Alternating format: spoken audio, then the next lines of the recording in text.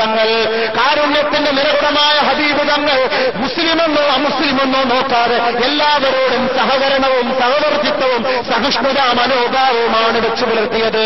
ബഹുമാനപ്പെട്ട പ്രവാചകന്റെ വീട്ടിലേക്ക് ബഹുമാനപ്പെട്ട പ്രവാചകന് ഭൃത്യനായി ജോലിയെടുത്തിരുന്നത് ഒരു ജൂതന്റെ മകനായിരുന്നു, ഒരു ജൂതന്റെ കുട്ടിയായിരുന്നു.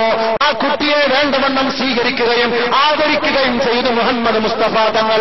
എത്രയോ ദിവസം ബഹുമാനപ്പെട്ട ഹബീബിന്റെ ഹളറത്തിൽ ജോലി ചെയ്ത ജൂതന്റെ മകനോട് എടാ ചെറുക്കാ നീ മുസ്ലിമാകൂ എന്ന ഒരു വാക്കുപോലും അല്ലാഹുവിന്റെ റസൂൽ പറഞ്ഞില്ല.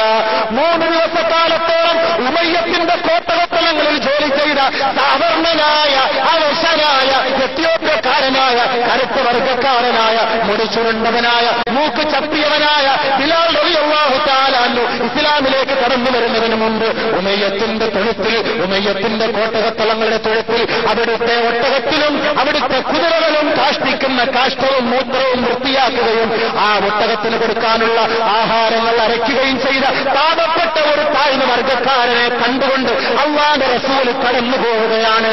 അങ്ങോട്ട് പോയിട്ട് ചോദിച്ചു, അല്ലയോ സഹോദര, ഞാൻ നിന്നെ ഒന്ന് സഹായിക്കട്ടെയോ?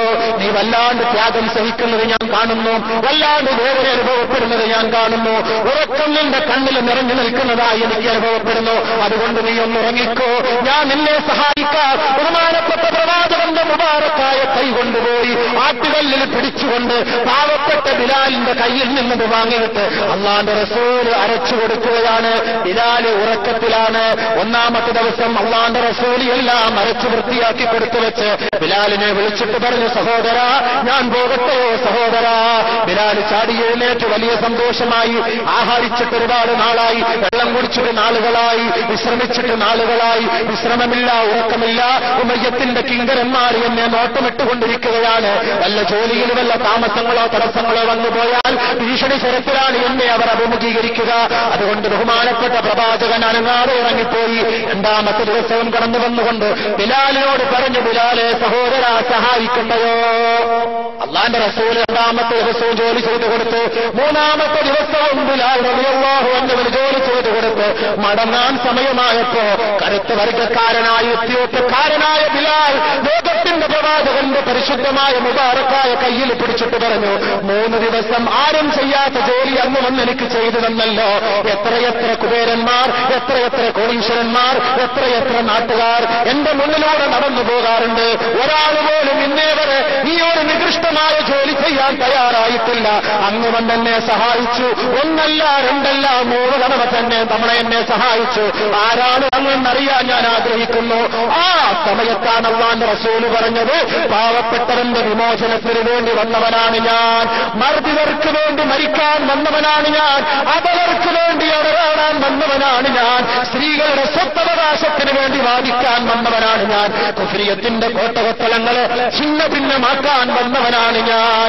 അതുകൊണ്ട് പ്രവാചകനാണ്, അല്ലാഹുവിന്റെ റസൂലാണ്. ബഹുമാനപ്പെട്ട പ്രവാചകൻ ഇത് പറഞ്ഞു തീരേണ്ട താമസം കൈക്ക് പിടിച്ചുകൊണ്ട് കറുത്ത വർഗക്കാരനായ അവശനായ ബിലാൽ പറയുകയാണ്, അശ്ഹദു അല്ലാ ഇലാഹ ഇല്ലല്ലാഹ് വഅശ്ഹദു അന്നക റസൂലുള്ളാഹ്.